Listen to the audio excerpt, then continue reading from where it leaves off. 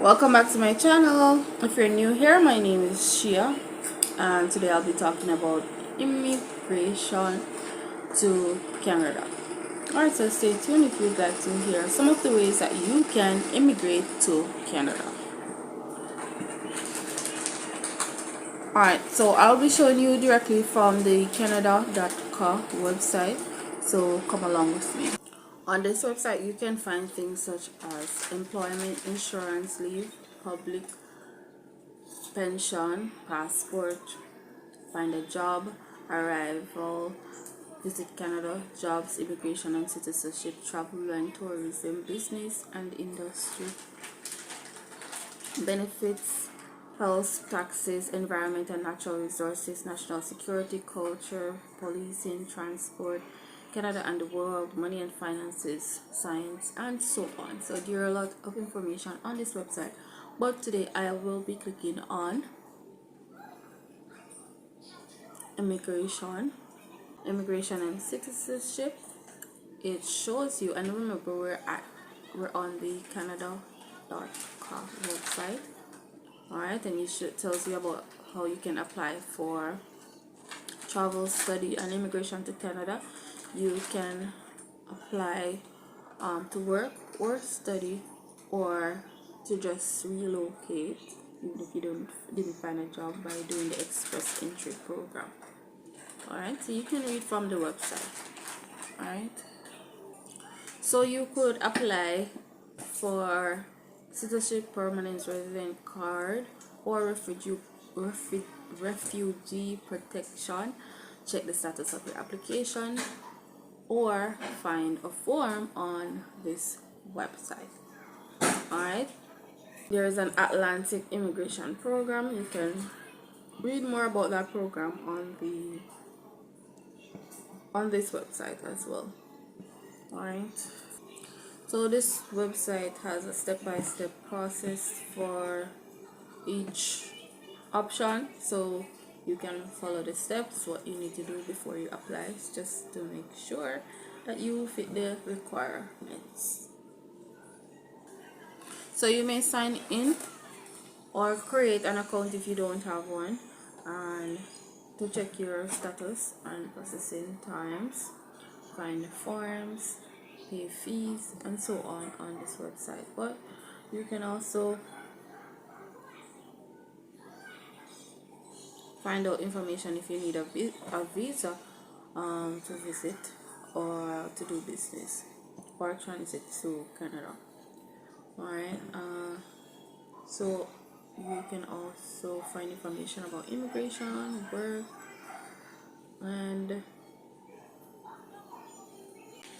how to immigrate. You can immigrate to Canada using the express entry program, family sponsorship, providential nominee program, Quebec selected skilled workers program, Atlantic immigration program, caregivers program, the caregivers program, startup visa program. So these are all subheadings, so you can click on them and find out about the one that suits you.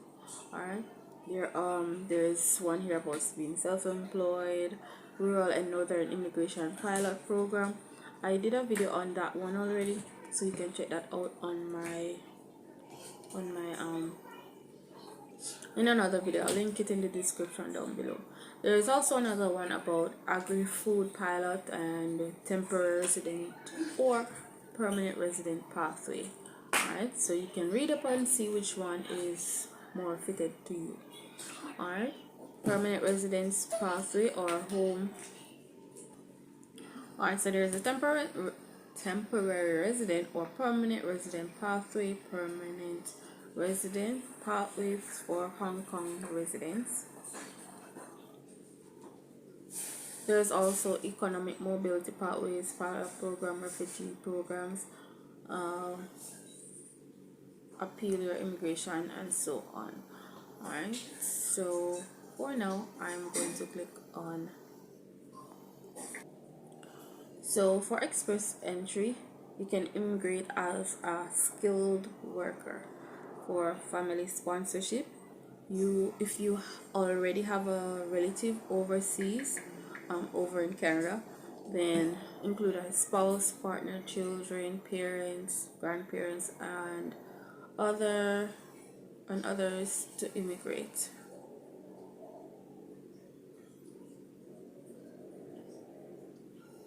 So it doesn't matter who you have overseas. Once it doesn't matter who you have in Canada, but once they want to or they're able to sponsor you coming over, then they can choose to do so. Alright, the providential nominees, they can immigrate by being nominated by a Canadian province or territory. Alright, in most cases, that's an employer that's looking for a worker that is not available in Canada, so they'll search outside of Canada for that worker. So they'll nominate you for that post, and that will give you points um, if you were already applying and then you got a providential nominee, then that would add to your score and then you'd get to go faster, I guess. Alright, there's also the Quebec Selected Skilled Workers Program, and you can immigrate as a skilled worker in the province of Quebec, but that province actually speaks French. There's also the Atlantic Immigration Program. I'm not 100% familiar with this one, but it says immigrate by graduating from a school or working in New Brunswick, Prince Edward Island, Nova Scotia, or Newfoundland and Labrador. Alright, so immigrate by graduating from a school. So I guess if you were studying, then you could get permanent residence if you were I'm not sure how this one works, but that's what it says here. Alright, caregivers immigrate by providing care for children, the elderly, or those with medical needs, or work as a live-in caregiver. So this one, it says caregiver. It says you can immigrate by providing care for children, the elderly, or those with medical needs, or work as a live-in caregiver. Alright, startup visa. With the startup visa, you can immigrate by starting a business and creating jobs in Canada. Self-employed. You would immigrate as a self-employed person in cultural or athletic activities. Not for me. I don't have it. Well, I could be. I don't know about that one. Rural and Northern Immigration Pilot Program. I did a video on this one, so check that out on my channel. Alright, and there's the Agri-Food Pilot. This one, you can immigrate by working in specific agri-food industries and occupations. Temporary residence to permanent resident pathway. So I guess if you are temporarily working in Canada, there's a process there, and you can come on this website to find out about that. And there are other information here as well if you need to check on those. Alright, so let's look at the Express Entry program. So actually I clicked on family sponsorship. With family sponsorship, you can live, study and work in Canada if they become permanent residents of Canada. Your relatives, I should say, can live. You can sponsor certain relatives to come to Canada if you are at least 18 years old and a Canadian citizen or person registered in Canada as an Indian under the Canadian Indian Act or permanent resident of Canada. So it should be really easy if you have someone who is already living there that can sponsor you, or even if you have the money, so you could ask that person to be your sponsor, but you are actually, you have your money, so you can sustain yourself, and that person knows that you already have your money, so you're not gonna be like they're dependent or anything, because you're able to manage on your own if you end up going there, and you go there with the desire to work and actually make money for yourself. Alright, so that's the family sponsorship. Now let's look some more into this program to see what else is offered if it is that you have someone in Canada. So continuing down, it talks about sponsoring your spouse, partner, or dependent or children, and it also talks about sponsoring your parents or grandparents, sponsoring your relative, who can apply, how apply, forms, fees, and processing. Alright, so if you're not related, like a close relative, or if you're adopting, or there are different ways, different types of families nowadays. So it's not really specific. It's not really saying that it has to be in immediate family, so you can basically sponsor anyone to come to Canada. So here you're seeing where the temporary resident to permanent resident pathway, that one is closed. They are not doing that in one anymore, closed since November 21. So if you applied before that, then you may get through, but after that it's closed. So let's look at how express entry works. So express entry is an online system that is used to manage immigration applications from skilled workers. There are three immigration programs managed through express entry. Three immigration programs managed through express entry. So the first one is the Canadian Experience class. This one for skilled workers who have Canadian work experience. Work experience must have been gained in the 3 years before you apply. There is also the Federal Skilled Workers Program. For skilled workers with foreign work experience, you must meet the criteria. The third one is Federal Skilled Trades Program, and I posted a video on my channel about this one, and it was about workers from Jamaica and how the harsh working conditions that they were placed under, and man, they had a lot to say, so you should check out. I'll link it in the description. You should check that one out as well. Alright, so as I mentioned earlier, there are three immigration programs: the Canadian Experience class, which you have to have work experience in Canada; the Federal Skills Workers Program, and this one is for foreign workers, so you have work experience in your country, and you must meet the criteria for education and other factors. So with this one, the factor of age matters. It's better that if you're in your 20s, and so you get scores based on your education, your work experience, your documents, your qualifications, and so on.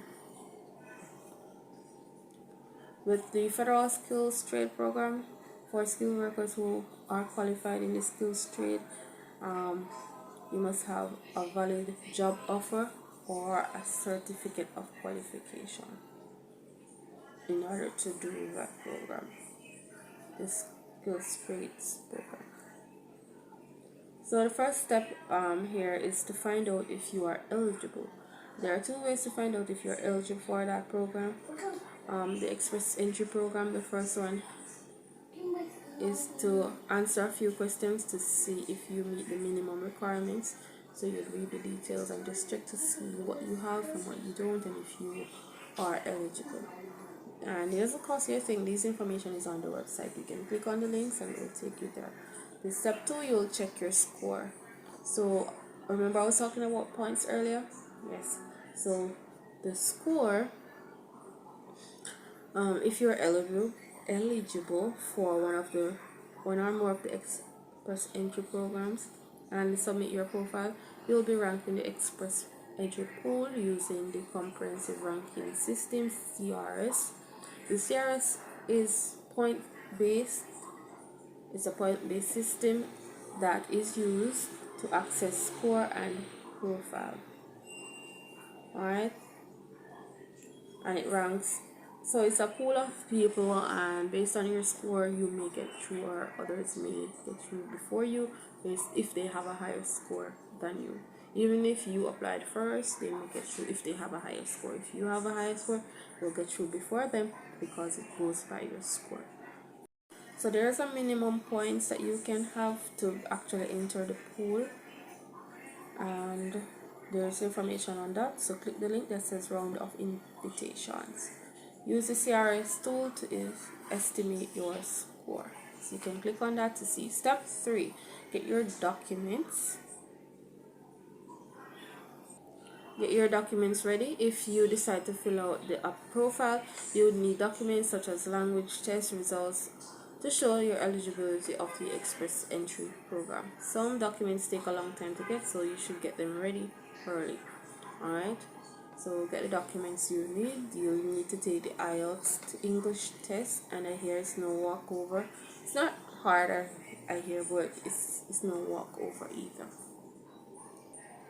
If you're eligible, they'll accept you into the pool of candidates and give you a CR score, and that's a computer-based ranking score. Alright, and then you'll get into the pool of workers. And step 5, get an invitation and apply.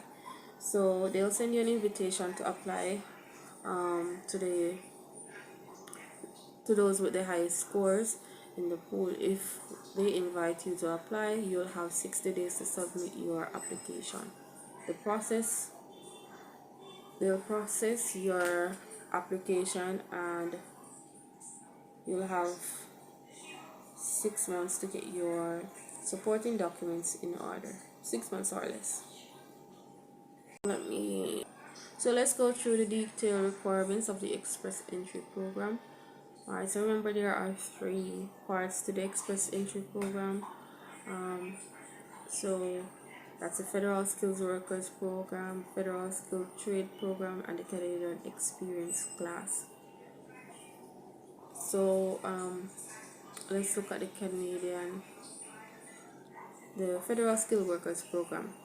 Alright, this program is for persons, I guess, with their degrees. So on this page you'll find how it works, selection factors, skill, dedication, proof of funds, and all of that. Alright, so let's look at how it works. So remember, I was telling you that there are different factors that will get you scores, and this could be, and the current pass mark for scores is at 67. So yeah, so all the scores will have to add up to 67 or above. So for the Federal Skilled Workers Program, their minimum requirements are for experience. You must have experience in the field that you're adding to the system, or saying that you're going to work in, or you must have some experience in that. So if you're a teacher, you must have teaching experience. If you're trying to be if you're saying that you're a nurse, you must have experience as a nurse. Alright, you should have be able to speak whether French or English or both, and to prove that, you're gonna have to do an IELTS test and education. So with the federal program, most likely you're gonna have to have a degree or a bachelor's degree, or a PhD or master's or something. So you'll have to have some education for the federal school program. But for the others, the trades program, you don't necessarily need to have education. So there are 3 express entry there are 3 different types of express entry programs. Alright, so right now we're looking at the Federal Skilled Workers Program, and this one requires education. But for the Skilled Trades Program, you may not require your education like that. Maybe just to finish high school, maybe, might not, depending on the job that you may be doing. Alright, so let's look at the selection factors. So they'll select based on your education, your work experience, whether you have a valid job offer. You may not need to, but it's good if you do. I think it's better. English and other French language skills, adaptability, how well you're likely to settle.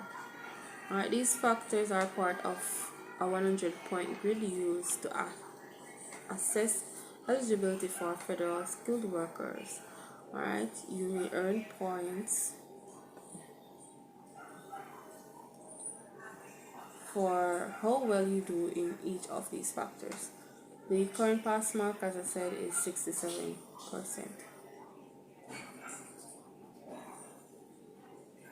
They use the selection factors points to access your eligibility for the Federal Skills Workers Program. Once you are the express entry pool, they use a different system to rank your profile.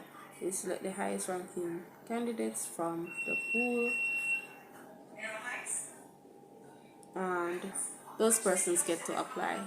For the skilled trade workers program, skilled work experience, they need work experience, which means that the workers in one of the national occupational classifications, managerial jobs, type O, professional jobs, type A, technical jobs, and skilled trades, level B. You must show while working in your primary occupation you have performed the duties set out, and this is they use the NOC to check on that. You are expected to work at least 1 year of continuous work equaling to